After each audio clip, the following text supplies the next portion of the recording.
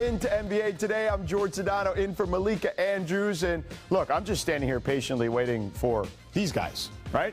James Harden, Bradley Beal, opt in or opt out of their particular options with the Sixers and Wizards, respectively. Their decisions will have impact across the entire league. So if you're new to these two guys, I'll tell you this, they can flat out score. I don't think there's any question about that. Over the last 4 seasons, Harden has averaged the most points per game of any player in the league, and Beal ranks 4th behind the Beard and a couple of MVPs as well in Giannis and Steph. And who better to tell us about what's going on with both of these players than ESPN senior insider Adrian Wojnarowski. So, Woj, what are we going to do here with Bradley Beal? We'll get to him later in the show. There's so much, God, there's so many things to talk about. It's just insane. But let's start off with James Harden. What are the pros and cons of Harden opting in or out of Philadelphia? Yeah, I think, people need to remember that just because a player opts out of his deal doesn't mean he's leaving. Very often it's financially makes sense to opt out and do a new deal. And I think in James Harden's case, certainly it would be very helpful to the 76ers as they try to build this roster around Joel Embiid and, of course, James Harden, to be able to use their full mid-level exception, which will be $10.5 million when free agency starts. It's very different than the $6.5 million taxpayer exception that the Sixers would have to use if Harden opted into his deal. And if Harden opts out, he can do a new deal. He can guarantee himself more money over an extended period of time, over 2, 3, 4 years, whatever they negotiate. But I know a lot of the conversations around the Sixers and James Harden have been about how can we improve this team? How can we improve the roster? How can James Harden help them do that? And so certainly I think the Sixers are hopeful they can get out here in free agency and improve this team. And listen, I think James Harden, one way or another, he'll be back with the Sixers.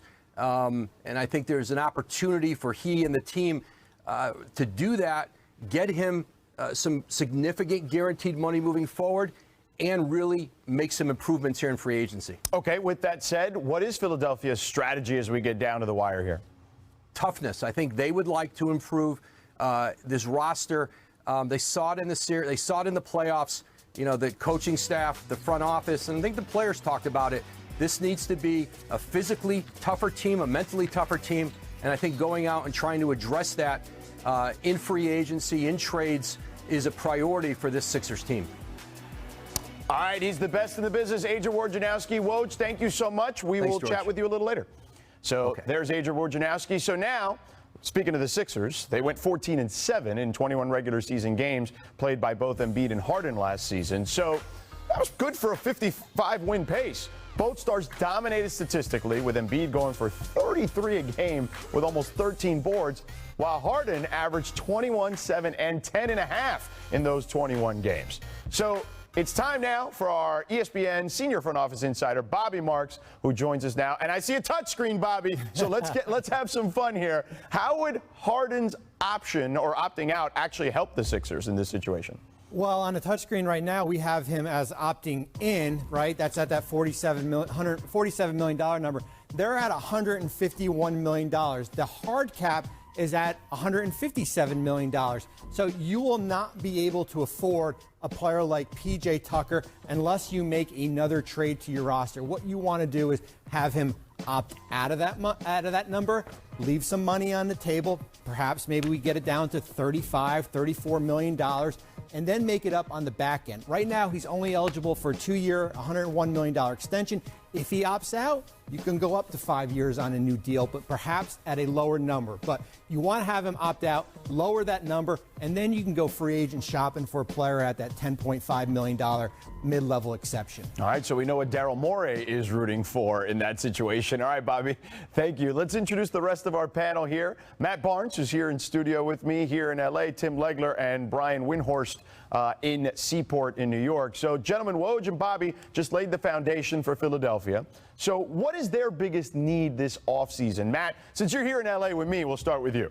Well, I think it wasn't a mystery to anyone that they definitely need toughness. I think Woj touched on that, but toughness and defense. They rank 12th on the defensive end, and that's a perfect reason why. And first of all, salute James Harden. In a day and age where guys are getting all they can, he's being flexible with the team and allowing them to really continue to build. So someone like PJ Tucker fits that toughness role, the defense role, and also shooting. They were 7th in the league in shooting. You can always use more shooting, but I think the number one glaring thing is continue to build around Joel with toughness, because we talked crazy about James Harden, but if you look at the numbers when they play together, 21, 10, and 7 rebounds, three rebounds off a triple-double. So I'm looking for a good year coming, a good summer for James Harden coming into next year ready to play, and the other things I said. Legs? Yeah, listen, I agree with a lot of what Matt said. Look, toughness is definitely critical. They need guys that want to run to the fight.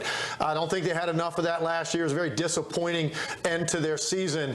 Obviously, Joel Embiid was dealing with some injuries there at the end. It was very unfortunate timing, but push came to shove in that series. They just didn't get enough out of James Harden. And when I look at this roster, I say, man, you got Joel Embiid, best player in the Eastern Conference last year, maybe in the entire league. It's debatable. You've got Tyrese Maxey, who really emerged now as a second-tier option 1A for them, and I think a budding all-star in the future.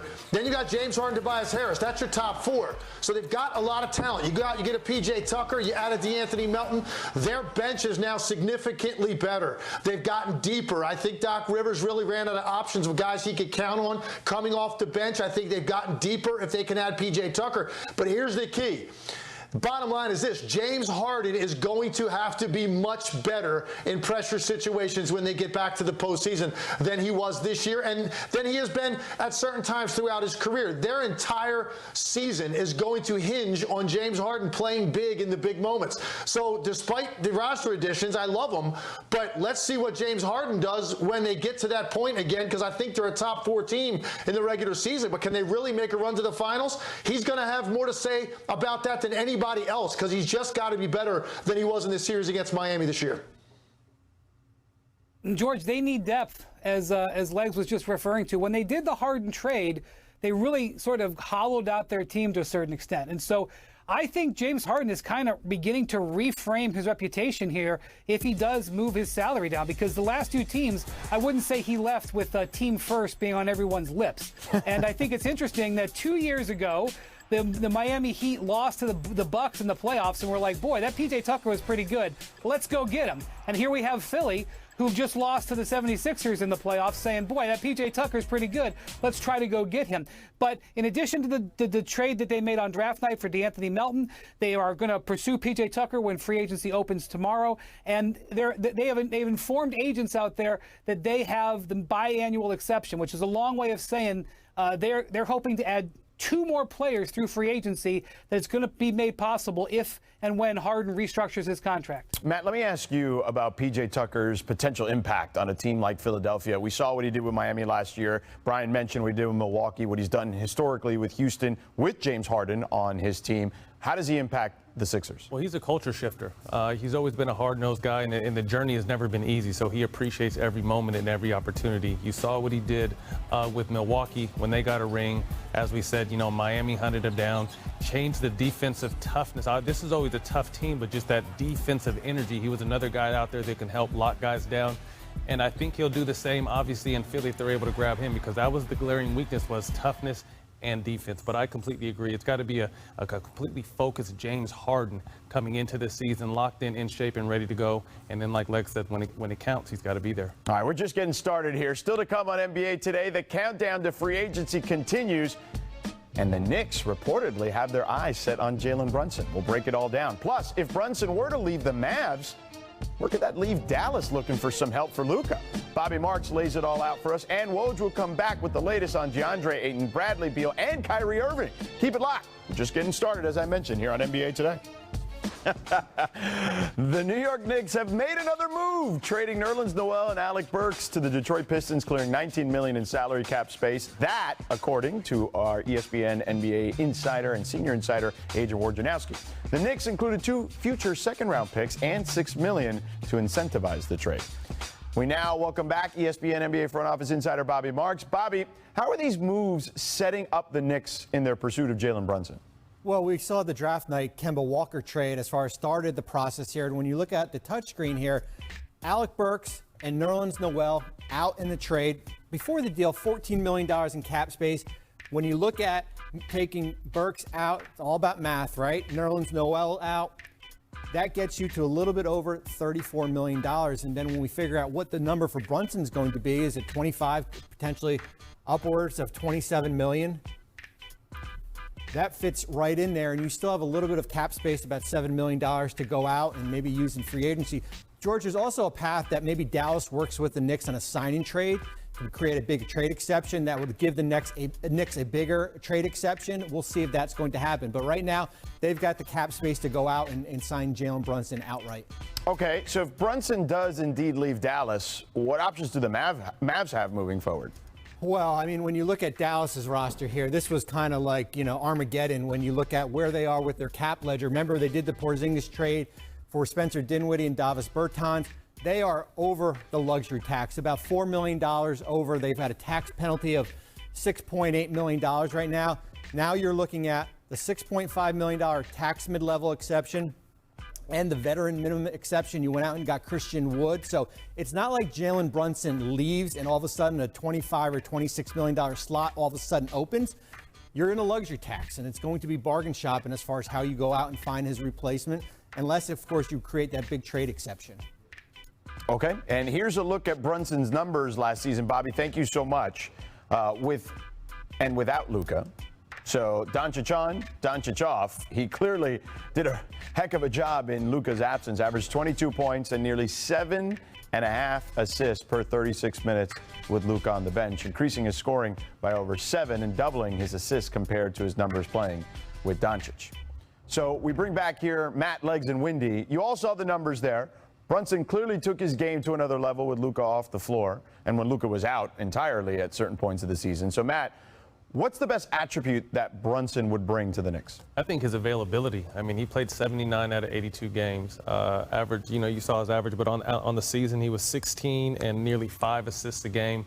So to me, as if you're the Knicks, you're really chasing him down like this is, and I say this with all due respect, very solid season. I'm happy he's getting his money, but they're chasing him down like he's, the prize catcher free agency, which I respect on their part if that's a part of their plan. So it's still, it's a very solid pickup. I don't know if it moves the needle as, are Knicks going to move up and be that much better with him or in the fans' eyes? Is it that big of a deal? But very solid season. He's getting the money that, he worked for.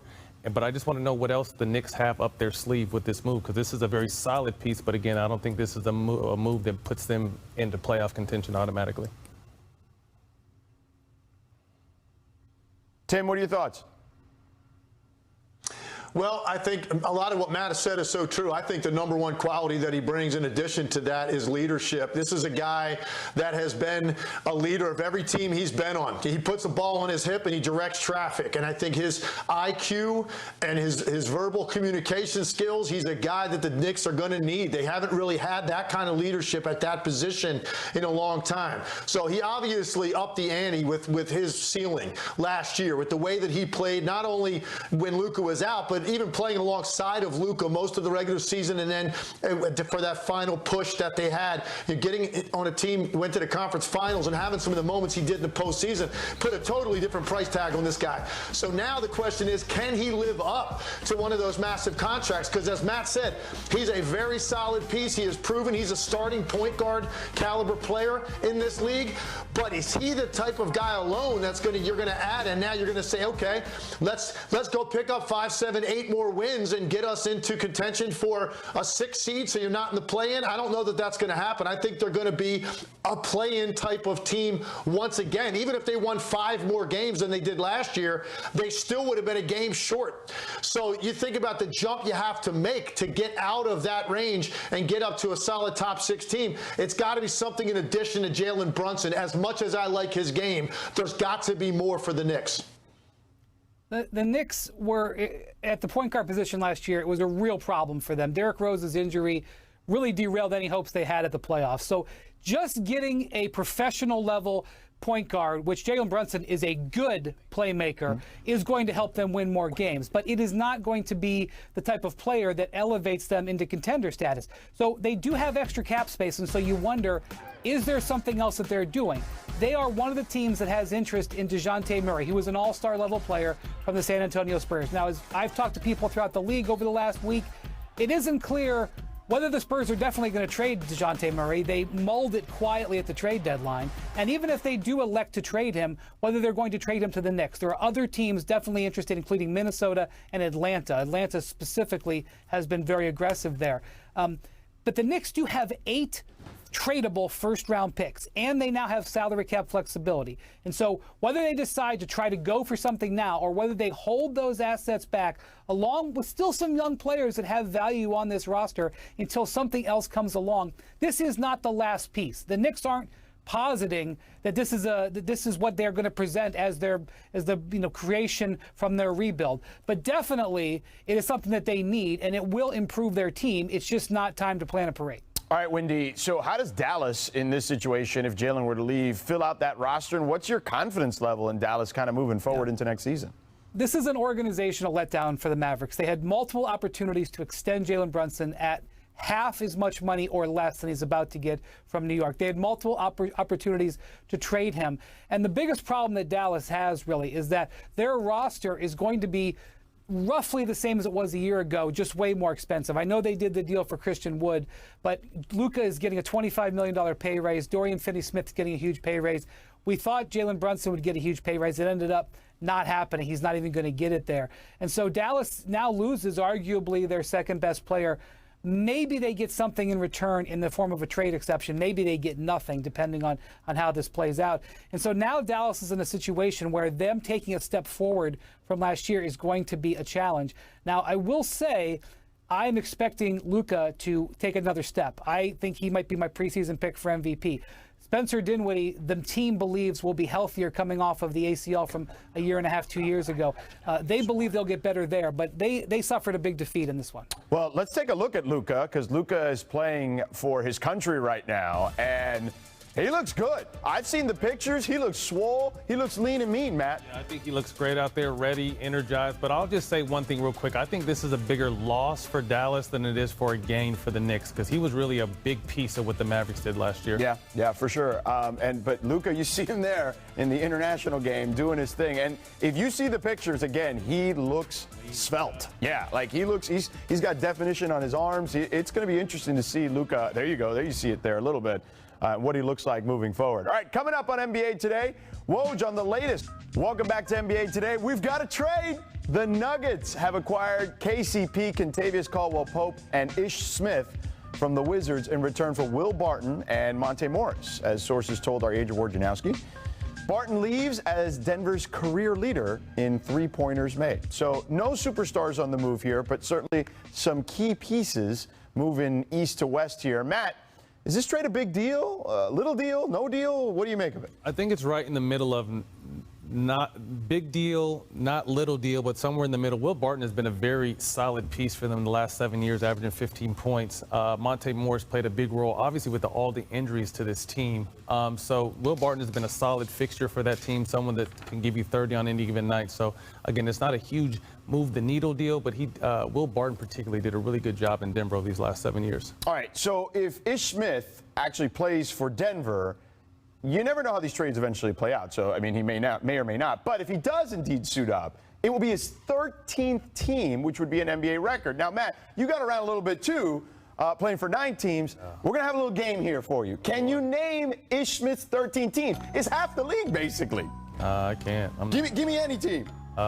Sacramento, Atlanta. Atlanta, Sacramento. Nope. Who? New Orleans. New Orleans is in there. You got New Orleans. My bad. All right, let's see. Let's see the list here real quick. What do we got? All right, there it is. The Rockets, Grizzlies, Warriors, Magic, Bucks, Suns, Thunder, Pelicans, Sixers, Pistons, Wizards, and Hornets. Now, look, you may not remember that Warriors stint because it was only 6 games. But, there's a few of those in there. He keeps the job, man. He keeps the job, keeps I'm mad at food on the table, keeps money coming in, and he's very solid. He is. He just happens to bounce around a lot. So, best of luck to him on number 13. Lucky 13. Lucky 13. An excellent distributor. There's no doubt about that. All right. We've got Ish Smith covered. For more now on the Wizards, we bring back senior NBA insider agent Wojnarowski. So, Woj, as you reported, Washington now has Will Barton and Monte Morris. What about Bradley Beal, who has yet to opt into his $36.4 million player option? What's the situation there?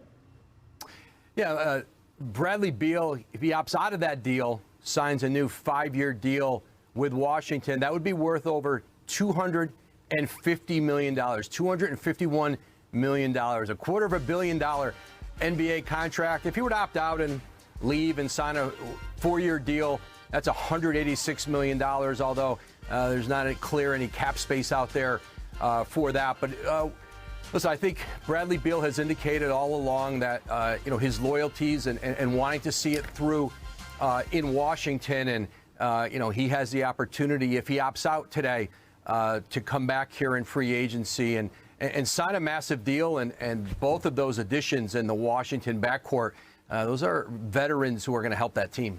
Looking out west, what's the latest with DeAndre Ayton? Most teams around the league and those who would like to acquire DeAndre Ayton expect that this is going to end up in a sign and trade scenario. The Suns have been reluctant to offer a full max deal. They allowed Ayton to get into restricted free agency. And so, in the end, they can find a deal somewhere and get some assets back for Ayton. There's max money out in the marketplace for DeAndre Ayton, and Thursday, 6 o'clock Eastern, they can start, to really explore that. And, a team can either sign him to an offer sheet, and Phoenix would have a chance to match it, or more likely, and the scenario that this seems to be moving toward, is an agreement between a team and Phoenix to get DeAndre Ayton, and they get some assets back. And because it's clear, I think both sides, are ready to move on, especially if it's going to be at a max number. Woj, as always, a pleasure. Thank you so much. Thanks, George. So, Matt, let me ask you this. What do you make of this whole DeAndre Ayton situation? This is tough because he's been very solid for them, and I think obviously the addition of Chris Paul put him at another level.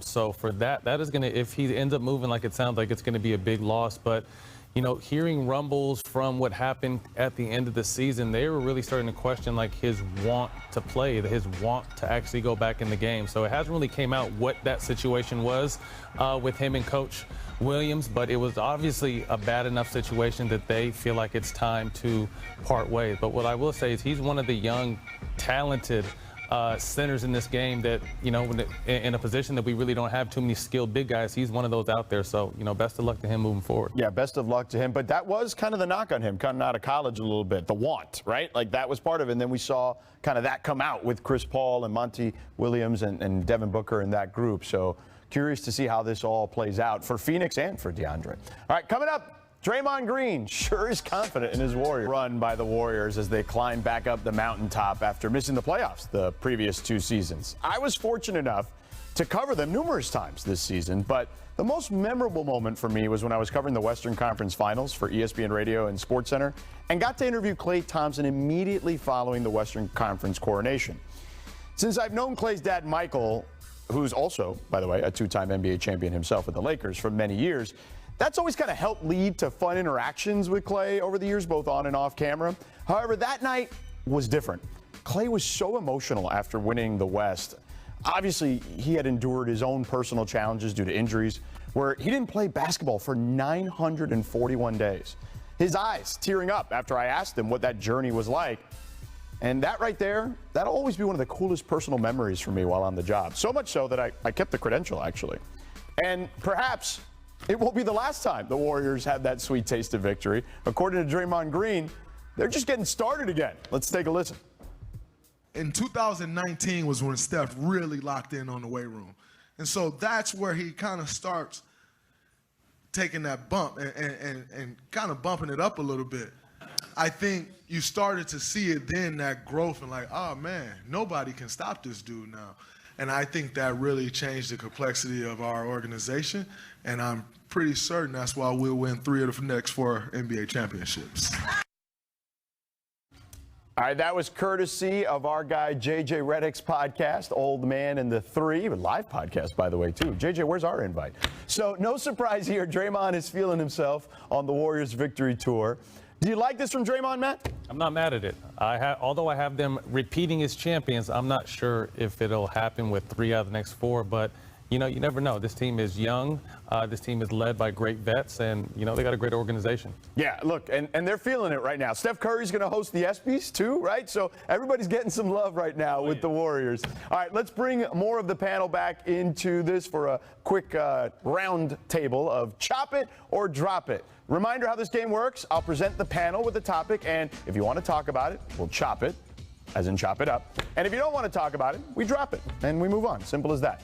And I know all of you like to talk, so these are going to be quick takes. Let's start with what Draymond just said. Warriors winning 3 out of the next 4. Are you chopping it or dropping it? Legs. Yeah, let's chop this one up. I agree. First of all, I think it's the start of another run. I look at what Steph Curry looked like this year. Klay Thompson's going to be better with a full year now under his belt. And then for me, it's the infusion of the young guys. Kuminga, Moody, Wiseman, Jordan Poole. To me, that means the Golden State Warriors are going to win some more rings here in the foreseeable future. Wendy? I'm going to drop it because I'm not going to take anything seriously a team says a month after it wins a title. You can enjoy it. By the way, I do think their window's open, but I'm not going to take anything seriously. All right, let's move on. The Boston Celtics. Marcus Smart was interviewed by the Boston Globe at his basketball camp yesterday, and he was asked about the Celtics needing a star point guard. Here's what he said. I hear the talks about he's not a true point guard and this and that. They need a star point guard. We've had star point guards, and yet this so-called non-point guard is the only one that led them to the finals. So, Matt, we'll start with you here. Celtics need a true point guard to win a championship. Chop it, and they're right on the fringe. This is such a tough call. I mean, they've had Kyrie and they've had Kemba, and it didn't work with their young wings. So, to me, it's not so much a star point guard, but it's a point guard that can get easy buckets on his own and take some pressure off Jason Tatum as far as the playmaking is distributed. Legs. Yeah, I think Marcus Smart's right. I think he is more than enough at that position for them because of what he gives them defensively and with his toughness. And then Jalen Brown and Jason Tatum handle the ball so much anyway. I don't know that you need a point guard that's going to dominate the basketball with the way their offense operates. Bottom line is Jason Tatum is just going to learn from what happened this year, and he's got to be better if he gets back to that moment. Wendy. Marcus Smart is right in what he says. I respect it. They do need some more depth, though. They do need some better bench scoring for sure. And now to a former Celtic coach, that is. According to Woj, the Jazz will name Will Hardy their head coach. Hardy is 34 years old, the youngest head coach in the NBA. Chop it or drop it. Age is just a number for a head coach, Brian. Chop it. This guy has been headed towards head coaching for the last 3 or 4 years. He's helped out on Team USA, so he's been around with star players. He performed extraordinarily well in interviews, according to people that I have talked to with teams that he's interviewed with previously. He is ready for this job. He's one of the great young coaches in the league. It's a great hire by Utah, and I expect, just like when they hired Quinn Snyder, a former Spurs disciple, I expect him to be very good in this role. Again, he comes from the Popovich coaching line, so you always want to take a chance. But what I like more than this is we're in a while we were recycling the same coaches year after year. I like when young, fresh blood and new ideas are allowed to be spread amongst teams. So I definitely love this move for them. Legs? Yeah, I think that I give every first-time head coach the benefit of the doubt because some guys are just born to do it. So let's see if he turns into another Nick Nurse or Ime Udoka type of coach. I'm all behind it. All right, fellas, great job as always. We'll continue the discussion in a little bit. But first, while everyone else is Pretty cool. That was just over 3 years ago. July 24, 2019, Clippers owner Steve Ballmer was excited about what this era was going to bring.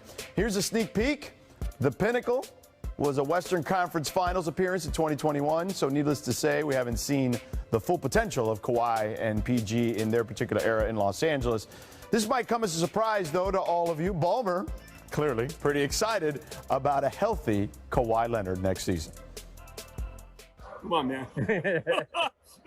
Not only your best player, but one of the preeminent handful of top players in the world. I'm really excited about that. And, Kawhi's in the gym, he's working, and we got our fingers crossed. Everything keeps going on schedule. How much are you dying just to see this team healthy for not just a full season, but the entire postseason, too? Because you really kind of haven't had a chance to see that. I think we stay healthy next year. We're going to be having a chance to talk way late into the spring season. How's that? Shout out to Om Young Masuk, who was asking those questions and might have taken the video, too. So Ballmer's clearly excited, and the Clippers owner has confidence going into next season, Matt, about what they can do. And you're a former Clipper, Matt, so I want you to rank your top 5 title favorites for next season. 5 to 1, please. We've got some of the contenders here below. George, with my first pick, Stephen A. and some others might tell me to stay off the weed, but I'm going to go with the Nets. I mean, wouldn't this just be a crazy story after all they've been through? For them to come through and put everything behind them and win a championship, that would be a crazy story. My 4th team is the Milwaukee Bucks. Giannis. Giannis is still there. They still got their core there. Obviously couldn't overcome the loss of Middleton in the playoffs this past season, but really like what they're doing. My 3rd pick, and I'm really worried if this team ever wins a championship because of their owner. I don't know if he'll be able to handle it. You just see how excited he gets to talk about it. Kawhi. If they win a championship, we need to find the blood pressure. My 2nd team. Okay. The Boston Celtics. Eastern Conference defending champions. I think more than anything, I love what Marcus Smart brings to that team like we just spoke on, and I think this was just a huge learning experience for this team. Their first time really getting their feet wet. They'll learn from this.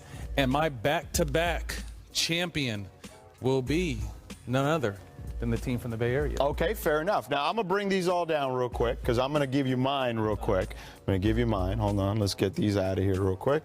All right. Giannis, you come down here for a second, and Kyrie and KD, you come down here. Yours. Okay, so here's what I'm going to do, okay?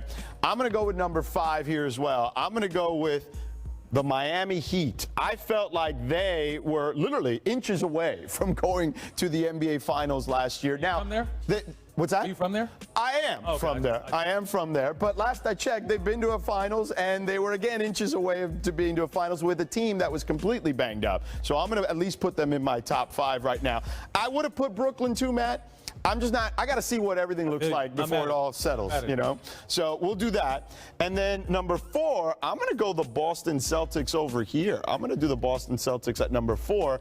Now, look, I agree with you. They're fantastic. Tatum and Brown will only get better. But I feel like this team got past Milwaukee only because, in my opinion, because Chris Middleton was not available. So I'm going to go Milwaukee as number 3. So I think we're close on that one. I got the Bucks there. Giannis is the best player in the sport right now, in my opinion. And I just think that particular team, the way it's built, the chemistry they have with their best 3 players is second to none for the most part outside of some of the teams I have ahead of them.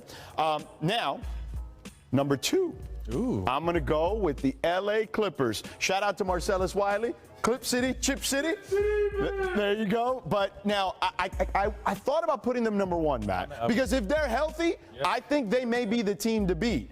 But I can't knock what the Warriors just did, and I can't knock the fact that they've got young guys getting ready, and they're going to be ready to roll. Moses Moody, James Wiseman, Jonathan Kuminga. I'm big on those guys' future to kind of extend this particular dynasty for the Warriors. So right now, it's fluid, but these are my 5 right here. What do you think? I like it. I mean, obviously, this team will be in contention if everything goes as planned. And everyone's going to say, man, you say this every single year about the Clippers. But I think this may be the year that this team, like we said, is healthy and can gel like they've been gelling. They're going to be a problem. They're the deepest team right now. Hands down. Yeah, I would agree with that. All right, look, I might have buried the lead here, but here's the deal. Happy birthday. Shout out Kawhi Leonard, 31st birthday. And let's get to the top of the top as you see a little birthday cake. We got one for you, Claw. Hey, we got a little birthday cake for you. Most interesting man in the NBA, Kawhi Leonard. He's a fun guy. Okay. All right, let's get to top of the top. First up, age 23, back in 2015 with the Spurs. Watch the move here Kawhi puts on our guy, J.J. Redick. Sorry, J.J. Look out, Bubs. Oh, no. Were you on this team? Yeah, J.J. just subbed in for me. They had to put me right back in. Yeah, I see why. I don't think there's any question why I see that's the case. All right, next up, age 25. Rockets at Spurs in 2017. First, Kawhi hits the 3 inside of 30 seconds here, you'll see. And then fast forward to the next possession, he tracks down James Harden. Watch this. Oh, get that. Wow, big play. Next up, age 27, Game 7 against Philly. Enough said. I don't need to say anything else. Just watch this. Toilet bowl. Come on. Wow. Come on, man. I would have cried, too, if I were a Sixer. Good Lord. All right. Next up, age 29 in the bubble now, Jamal Murray tries to pack it in, and Kawhi says, nah, man, one finger's all I need. Not happening. Get up out of here. It's crazy. Look at this. One finger. The middle finger. You can do what you want with that. All he needs. And then last one, just before his 30th birthday in 2021. Oh, this was He's going to punch it on Maxi Kleber here. Maxi, you got posterized. Hey, and his teammates had to talk trash because that's just not Kawhi. Kawhi just ran back down the court, so you know his teammates had to yell and scream. Yeah, I know. It's crazy. But happy birthday to the Claw. Yes. And here's a look at our NBA Today's schedule over the next 2 days. We got to get to that here. Tomorrow, over on ESPN, we're bringing you 4 hours of coverage, but we will be back